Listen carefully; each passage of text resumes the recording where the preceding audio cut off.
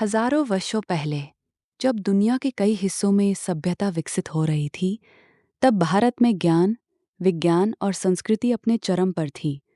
ये कहानी है प्राचीन भारत की, एक ऐसी सभ्यता की जिसने दुनिया को दिशा दी। लगभग 1500 ईसा पूर्व भारत की धरती पर एक महान सभ्यता का उदय हुआ, सिंधु घाटी सभ्यता। ये सभ्यता अपने समय की सबसे विकसित सभ्यताओं में से एक थी। यहाँ के शहर हड़प्पा और मोहनजोदड़ो बेहद सुव्यवस्थित थे। सीधी सड़कें, पक्की ईंटों के घर और एक अद्भुत जल निकासी प्रणाली। ये लोग व्यापार करते थे और उनकी मुहरें आज भी इतिहास की गवाही देती है, लेकिन आज भी उनकी लिपि एक रहस्य बनी हुई है। सिंधु सभ्यता के बाद शुरू हुआ वैदिक काल।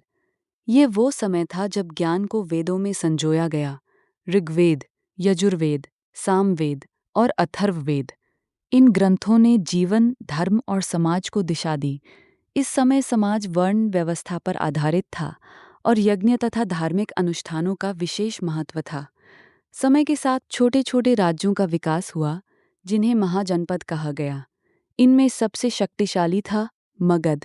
उपजाऊ भूमि, लोहे की उपलब्धता और मजबूत सेना ने इसे शक्तिशाली बनाया। जब समाज में जटिलता और कुरीतियां बढ़ीं, तब दो महान व्यक्तियों ने सरल मार्ग दिखाया, गौतम बुद्ध और महावीर।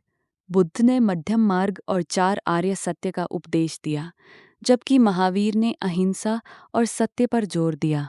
इन शिक्षाओं को ग्रंथों, त्रिपिटक और आगम में संकलित किया गया।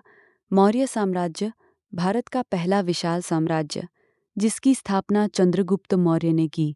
चाणक्य के मार्गदर्शन में उन्होंने एक मजबूत प्रशासन स्थापित किया।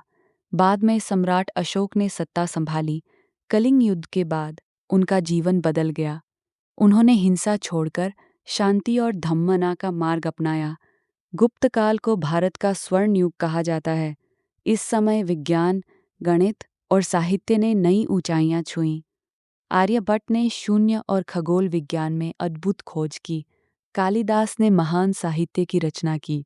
नालंदा विश्वविद्यालय शिक्षा का प्रमुख केंद्र बना। प्राचीन भारत केवल इतिहास नहीं है, ये हमारी पहचान है। ये वो विरासत है जिसने हमें ज्ञान, संस्कृति और मूल्यों से समृद्ध किया, और आज भी ये हमें आगे बढ़ने की प्रेरणा देती है।